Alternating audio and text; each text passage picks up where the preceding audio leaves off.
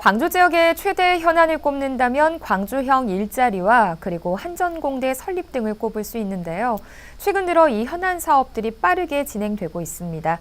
그래서 이번 시간에는 이 현안 사업들에 대해 이야기 나눠보도록 하겠습니다. 광주매일신문 오성수 편집국장 자리하셨습니다. 어서 오십시오. 예, 안녕하십니까? 네, 먼저 좌초될 것으로 보였던 이 광주형 일자리의 첫 프로젝트였던 현대차 완성차 공장이 광주시와 노동계의 전격적인 대화 재개로 또 청신호가 다시 켜졌습니다. 네, 정말 그렇습니다. 좀 지지부진했던 현대차 광주 공장이 좀 빠르게 진행되고 있는데요. 네. 이 현대차 광주 공장의 설립과 관련해서 사실상 대주주 역할을 하고 있는 광주시와 또 이 노동계가 경제사회 노동위원회의 중재로 해서 3자 간의 원탁회의에 전격적으로 합의를 했습니다. 네. 이 광주시와 노동계 양측 관계자 7명은 그러니까 지난 23일 이제 오후에 이제 시내에서 모여서 이제 좀 대화를 많이 가졌는데요. 네. 여기에서 광주형 일자리의 성공을 위해 같이 원탁회의를 추진키로 하고 이러한 내용을 24일 날 공식 발표를 했습니다. 네. 노동계가 이 한 달여 전만 해도 이 사업에 함께하지 않겠다라고 공식 선언을 했었는데 갑자기 이렇게 바꾸게 된 배경에는 뭐가 있을까요? 이 배경은 여러 사안들이 있는데요. 네. 일단 노동계도 이 완성차 공장의 성공을 바라는 마음은 아마 같을 것이었습니다. 전부터. 네네. 이제 여기에 잘 아시는 것처럼 지역 경제계는 물론 시민단체, 심지어 학생들도 이 현대차 광주 공장이 설립돼야 네. 한다는 여론이 좀 강했잖아요. 네네. 이런 상황에서 대화마저 이제 안 돼버리면 실질적으로 이 책임이 고스란히 이제 노동계에 쏠릴 수밖에 없는 상황이었는데요. 네. 이 윤종의 한국노총 광주 지역 위원장, 실질적으로 노동계를 대표하는 분이신데 네. 네. 이분도 이제 광주형 일자리를 통한 이 현대차 유치는 시민들의 바람이자 노동계의 영원이다. 반드시 성공시키겠다 이렇게 강조를 했습니다. 네. 근데 이렇게 노동계뿐만 아니라 정치권에서도 이제 지난 24일이죠. 광주를 찾아서 이 광주형 일자리 사업의 타결에 좀 힘을 실었다고요?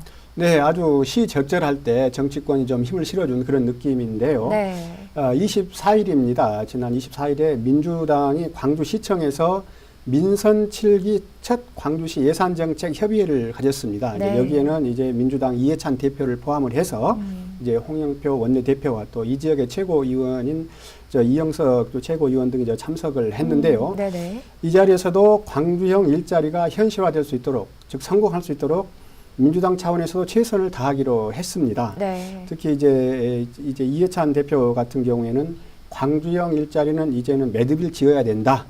당과 정부, 청와대가 협의를 해서 실현될 수 있도록 최선을 다하겠다. 네. 이렇게 직접 밝히기도 했습니다.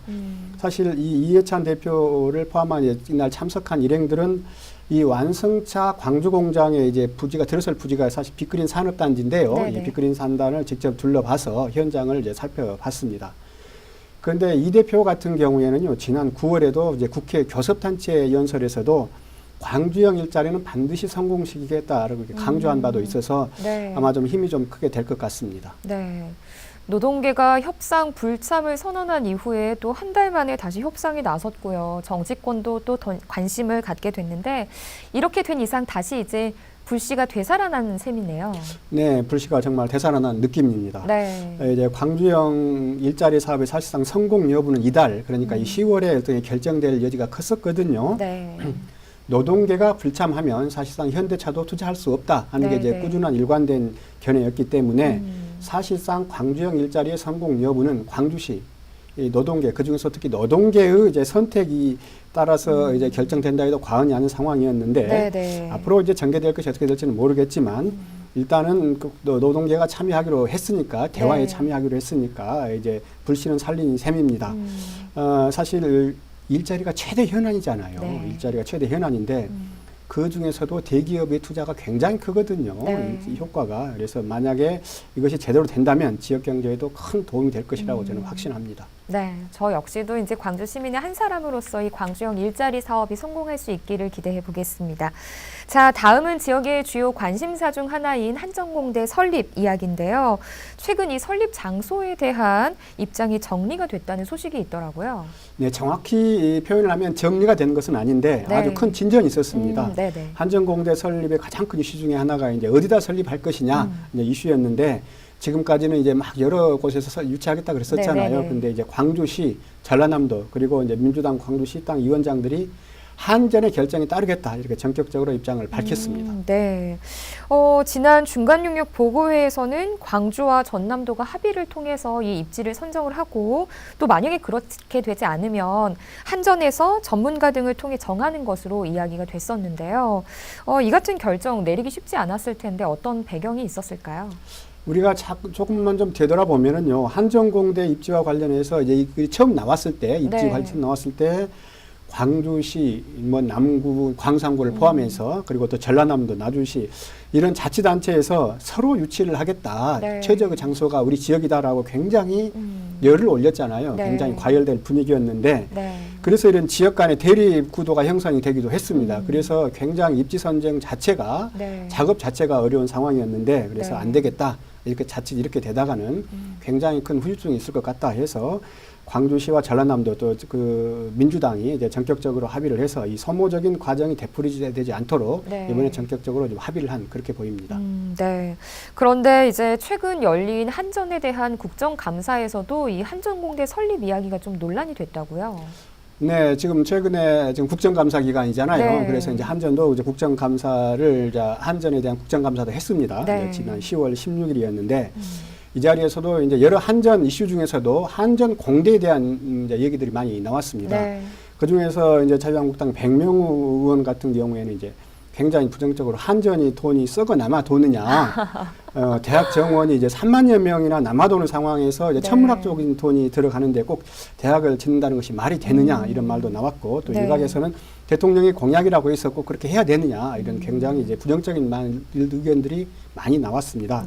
물론 이 지역에 이제 송갑석 의원이나 김종갑 한전 사장 같은 경우에는 이 자리에서 에너지 특화 대학이나 또 새로운 환경에 알맞는 인재를 양성하기 위한 기관이 꼭 필요하다 이렇게 강조를 했지만 좌우간 야당 의원들은 한전 공대에 대한 시선이 곱지 않은 것만은 사실입니다. 네, 이제 이런 상황에서 관건은 오는 2022년에 이 한전 공대가 차질 없이 개교가 될 수 있냐라는 건데 국장님께서는 어떻게 전망하고 계세요? 네, 지금 뭐 이 상태에서 뭐 전망을 하는 것은 다소 이제 좀 의미할 수는 있지만 저는 2022년 개교는 좀 쉽지는 않을 것으로 보입니다. 왜냐하면 지금 2022년 개교를 하기 위해서는 당장 늦어도 내년까지는 입지가 선정이 되고 이제 곧바로 이제 학교 이제 부지가 다듬어지고 이제 공사를 해야 되는데 이제 그것도 좀 쉽지 않은 전망이고 또 무엇보다도 특별법 제정이 이제 관건입니다. 사실 한전공대는 이제 설립하는 데 약 7천억 원 정도가 들어가는 걸로 예상이 되고 설립 비용도 비용이지만 운영비가 한 막 6,700억 정도 이렇게 매년 수백억 정도가 들어가는데 실질적으로 한전에서는 이것이 특별법으로 제정이 돼서 좀 보조를 해주기를 바라고 있는 상황인데 조금 전에 얘기했던 것처럼 국정감사에서도 야당 의원들의 반대가 심하잖아요. 국회에서 반대가 특히 심해서 좀 쉽지 않을 겁니다. 정리를 하면 부지 문제가 해결되면서 일단 한 걸음에 나간 것은 사실 맞습니다. 그런데 여기에 좀 더 이제 가속을 붙으려면 특별법이 제정이 돼야 되는데 특별 제정이 쉽지는 않겠다는 것이죠. 따라서 특별법이 제정될 수 있도록 또 지역민의 열기 또 정치권의 관심, 한전의 의지가 좀 더해져야 된다 이렇게 봅니다. 네. 이번 우리 지역의 이 대승적인 합의 결정이 원활한 한전공대 설립의 마중물이 되기를 기대해 보도록 하겠습니다. 자, 다음 소식은 광주 북구가 어르신들을 위한 일자리 문제에 적극적으로 나섰다라는 소식이네요.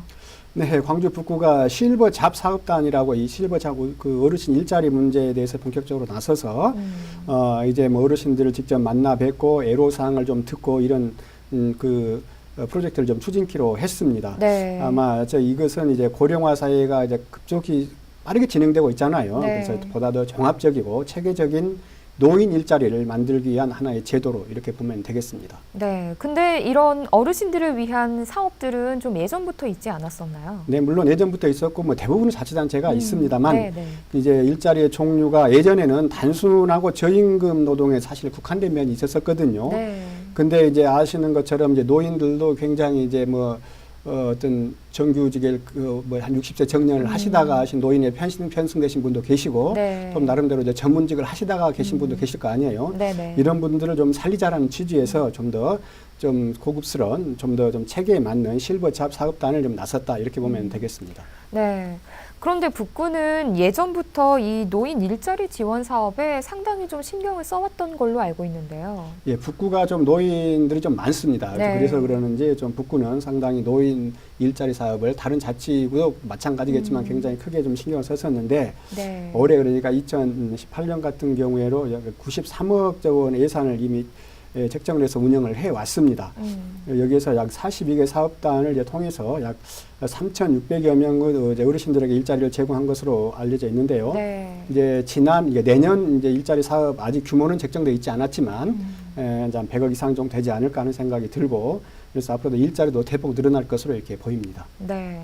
사실 이 어르신들을 위한 일자리도 굉장히 중요하지만 어떻게 보면 이 복지 향상도 중요하지 않을까요?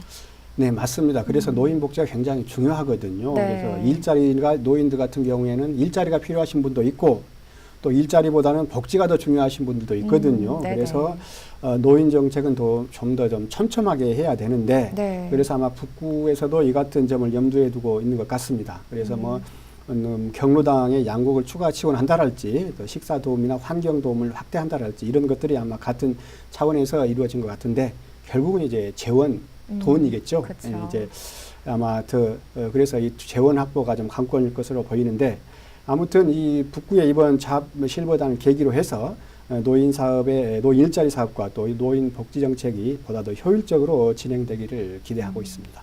네. 결국에는 우리의 부모님 또 먼 미래에는 나 자신을 위한 정책이 될 수도 있으니까요. 우리 모두가 관심을 갖고 지켜봐야겠습니다. 국장님 오늘 수고하셨습니다. 고맙습니다. 예, 감사합니다.